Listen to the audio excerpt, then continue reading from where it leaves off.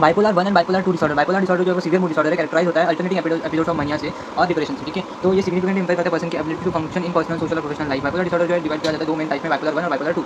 ये डिफर करते हैं सीवियरिटी ऑफ मैनिक और डिप्रेसिव एपिसोड्स में। तो ये डिसऑर्डर जो है प्रीवियसली क्लासिफाइड किया जाता था मैनिक डिप्रेसिव इलनेस, क्योंकि उनमें presence of extreme mood fluctuation देखा गया था।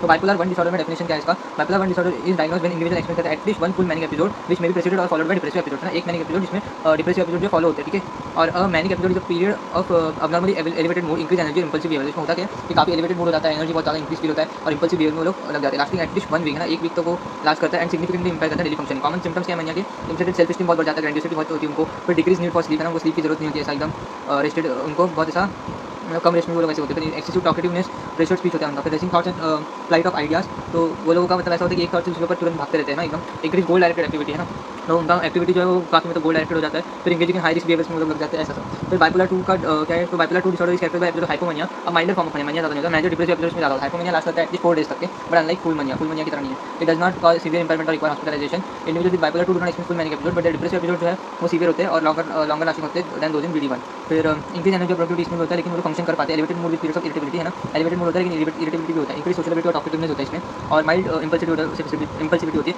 बट एक्सट्रीम नहीं होता जैसे फुल मनिया में होता है। एब्सेंस ऑफ साइकोटिक सिम्टम्स जो है वो नहीं दिखाई देते, जो कि BD1 में ऑकर होते हैं। फिर डिफरेंस क्या है इसमें? तो सीवियरिटी ऑफ मैनिक एपिसोड्स की डिफरेंस है। इन BD1 में इंडिविजुअल जो फुल मैनिया एक्सपीरियंस करते हैं which can lead to hospitalization, legal trouble, financial difficulties. लेकिन BD2 में जो हाइपोमैनिया होता है, मतलब कि वो अननोटिस होता है, इतना नहीं होता और परसीव किया जाता है जैसे productive face by the individual. However the depressive episode जो BD2 में होते हैं वो मोर ज़्यादा होता है एकदम, और leading to higher risk of suicide भी करवा सकते हैं उसमें, तो कंपेयर टू BD1। फिर साइक्लोथमिक डिसऑर्डर क्या होता है? ये माइल्डर फॉर्म है बाइपोलर डिसऑर्डर का, क्रॉनिक होता है लेकिन less form of bipolar disorder होता है। इसमें फ्लक्चुएशन होता है हाइपोमैनिक और माइल्ड डिप्रेसिव सिम्टम्स के। ये सिम्टम्स जो है फुल क्राइटेरिया नहीं मीट कर पाते हाइपोमैनिक और मैनिक का और मेजर डिप्रेसिव एपिसोड का, लेकिन साइक्लोथमिक में मूडी होते हैं, अनप्रेडिक्टेबल होते हैं, इमोशनली अनस्टेबल होते हैं, स्ट्रगलिंग करते हैं वर्क रिलेशनशिप के साथ। तो प्रेजेंस और ऑनसेट क्या है? बाइपोलर डिसऑर्डर जो करता है 1% ऑफ द पॉपुलेशन, और जेंडर डिफरेंस इसमें सिग्निफिकेंट नहीं है। हाउएवर वुमेन जो है ज़्यादा पाई जाती है जिनको रैपिड साइक्लिंग होता है और डिप्रेसिव एपिसोड होते हैं। Disorder typically emergency late adolescence और अर्ली एडल्टहुड, एवरेज ऑनसेट 18 से 25 ईयर्स, और अर्ली डायग्नोसिस का क्रूशियल है, अगर अनट्रीटेड रहा तो सीवियर हो सकता है। फिर अबाबिलिटी एंड एसोसिएटेड कंडीशन क्या है? बाइपोलर डिसऑर्डर जो कोएग्जिस्ट करते हैं बाकी साइकियाट्रिक कंडीशन के साथ, ठीक है। Anxiety disorder, substance use disorder, attention deficit, borderline personality disorder, suicidal behaviour, ये सारी चीजें कोमोर्बिड उसके साथ होती है। कॉजेस एंड रिस्क फैक्टर क्या है? बाइपोलर डिसऑर्डर मल्टी फैक्टर होता है, एक किसी चीज से नहीं बल्कि बायोलॉजिकल, जेनेटिक, एनवायरमेंटल फैक्टर्स होता है। जेनेटिक में क्या फैमिली हिस्ट्री बताता है कि first degree relative to bipolar जो है उनमें 10 times more likely to develop disorder होता है। फिर न्यूरोट्रांसमीटर इम्बैलेंस क्या है? Normal level of dopamine, serotonin और नॉरएपिनेफ्रिन में अगर कुछ प्रॉब्लम आती है तो मूड इंस्टेबिलिटी को कंट्रीब्यूट करता है। Brain structure function analysis show differences in the prefrontal cortex, amygdala और हिप्पोकैम्पस, जो अफेक्ट करता है इमोशनल रेगुलेशन को, stress and trauma, childhood trauma, मेगला, सब्सटेंस अब्यूज, ये सारे ट्रिगर करते हैं एपिसोड को। ट्रीटमेंट और मैनेजमेंट कैसे करोगे? तो बाइपोलर डिसऑर्डर रिक्वायर करता है लॉन्ग टर्म ट्रीटमेंट करने के लिए मूड एपिसोड्स को और प्रिवेंट करने को रिलैप्सेस को। तो ट्रीटमेंट ऑप्शन क्या है? Mood stabilisers, lithium is the most effective medication for preventing manic and depressive episodes. Anti convulsants जिसमें valproate and lamotrigine help stabilise mood.